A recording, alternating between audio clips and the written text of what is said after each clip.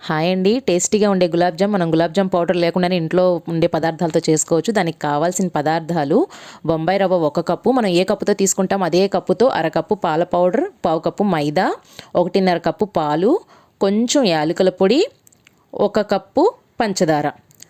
First ఒక bowl తీసుకొని మనం 1 కప్పు బొంబాయి రవ్వ వేసుకోవాలి, అరకప్పు మిల్క్ పౌడర్ వేసుకోవాలి, పావు కప్పు మైదా వేసుకోవాలి. ఇందులో కొంచెం యాలకుల పొడి కూడా వేసుకొని మంచిగా బాగా కలుపుకోవాలి. ఈ విధంగా బాగా కలుపుకొని ఇందులో మనం ఫస్ట్ పక్కన పెట్టుకున్న 1.5 కప్పు పాలు ఉన్నాయి కదా, ఆ పాలు పోసేసి బాగా కలుపుకోవాలి. ఇది మనకి చక్కగా ఒక దోశ బ్యాటర్ లాగా, దోశ పిండిలాగా రెడీ అవుతుందండి. అట్లా చక్కగా గడ్డలు లేకుండా కలిపేసుకొని ఒక 10 నిమిషాలు దీన్ని పక్కన పెట్టుకోవాలి.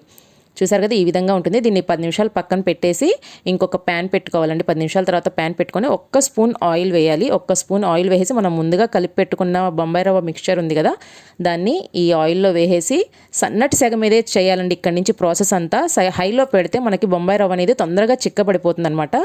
స్లోగా సిమ్లో పెట్టేసుకొని చక్కగా ఇట్లా తిప్పుకుంటూ ఉంటే అది గట్టిపడుతుంది. చూసారా, ఇట్లా చిక్కబడుతూ ఉంటుంది. మనకి బొంబాయి రవ్వ కేసరి ఉంటుంది కదండి, అట్లాగ వస్తుంది అనమాట ఈ పేస్ట్. దీన్ని చక్కగా మెత్తగా తిప్పుకుంటూనే ఉండాలి సన్నటి సెగ మీద. చూడండి, ఈ విధంగా వచ్చే వరకు చక్కగా సన్నటి సెగ మీద ఇట్లా ఉడికించుకోవాలి. ఇప్పుడు దీన్ని చల్లారబెట్టుకొని మనం చక్కగా దీన్ని మనం గులాబ్ జామ్స్ లాగా చేయాలండి. కాకపోతే దీన్ని మనం ఎంత బాగా చేత్తో ఇట్లాగా పిండిలాగా చేస్తామో అంత బాగా వస్తుందండి, క్రాక్స్ లేకుండా గులాబ్ జామ్ అనేది. పిండి చల్లారిపోయిన తర్వాత ఈ విధంగా చక్కగా గోధుమ పిండిలాగా కలిపేసుకొని, చూసారు కదా, ఈ విధంగా రావాలి. ఇప్పుడు మనకు దీన్ని ఏ సైజులో కావాలనుకుంటే ఆ సైజులో చిన్న చిన్న బాల్స్లా చేసుకొని, చూడండి క్రాక్స్ కూడా ఏమీ రాలేదు. ఈ విధంగా చేసుకొని మనకి ఎన్ని కావాలంటే అన్ని చేసుకొని పక్కన పెట్టుకోవాలి. మనం కావాలంటే దీంట్లో డ్రై ఫ్రూట్స్ కూడా పెట్టుకోవచ్చండి, స్టఫింగ్.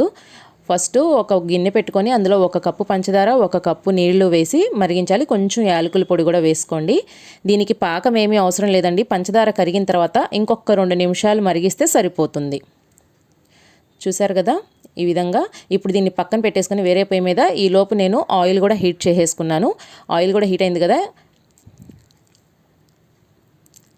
పంచదార కూడా మరిగిపోయిందండి. చక్కగా ఆఫ్ చేసేసుకొని ఇప్పుడు ఈ హీట్ అయిన ఆయిల్లో ఒక్కొక్క గులాబ్ జామ్ వేసి చక్కగా వేయించుకుందాము. ఫస్ట్ ఒక్కటి వేసి చూసుకోండి, క్రాక్స్ వస్తుందో లేదో చూసుకొని చక్కగా ఆ తర్వాత దాని తర్వాత ఒకటి వేసేసి అన్నీ ఈ విధంగా చక్కగా గోల్డెన్ బ్రౌన్ కలర్ వచ్చే వరకు వేయించేసుకోవాలి. దీన్ని చక్కగా సిమ్లో పెట్టి వేయించుకుంటే బాగుంటుందండి. మళ్ళీ హైలో పెడితే డార్క్ బ్రౌన్ కలర్ వచ్చేస్తుంది. చూసారు కదా, ఈ విధంగా వేయించేసుకొని మనం దీన్ని తీసుకొని వేడిగా ఉండంగానే పాకంలో వేసేయాలండి, చల్లారకూడదు.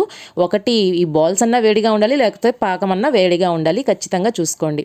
ఈ విధంగా మనం పాకంలో వేసేసి 1 గంట అయితే దీన్ని పక్కన పెట్టేసుకుంటే మనకి ఇంట్లోనే ఈజీగా గులాబ్ జామ్ అనేది రెడీ అయిపోతుంది.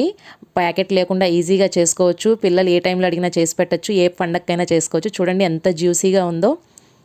చూసారు కదా, ఈ విధంగా చేయండి. నా వీడియో నచ్చితే లైక్ చేస్తూ ఉండండి, షేర్ చేస్తూ ఉండండి, నా ఛానల్ని సబ్స్క్రైబ్ చేసుకోండి.